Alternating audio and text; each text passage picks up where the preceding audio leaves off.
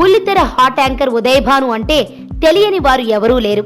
ఆమె గత 20 సంవత్సరాలుగా యాంకర్ గా తెలుగు ప్రేక్షకులను రంజింపజేస్తోంది. ఉదయభాను తెలంగాణలోని కరీంనగర్ జిల్లా సుల్తానాబాద్ లో పుట్టింది. ఉదయభాను తన కెరీర్ ప్రారంభంలో కొన్ని సీరియల్స్ లో నటించింది. ఆ తర్వాత యాంకర్ గా మారి యాంకర్ అంటే ఉదయభాను అనే విధంగా పాపులర్ అయింది. 1990లో విప్లవ చిత్రాల దర్శకుడు ఆర్ నారాయణమూర్తి ఎర్ర సైన్యం సినిమాలో ఆమె నారాయణమూర్తికి కూతురుగా నటించి అందరి మన్ననలు పొందింది. ఈ సినిమాలో నటించే సమయానికి ఉదయభాను 10వ తరగతి చదువుతోంది.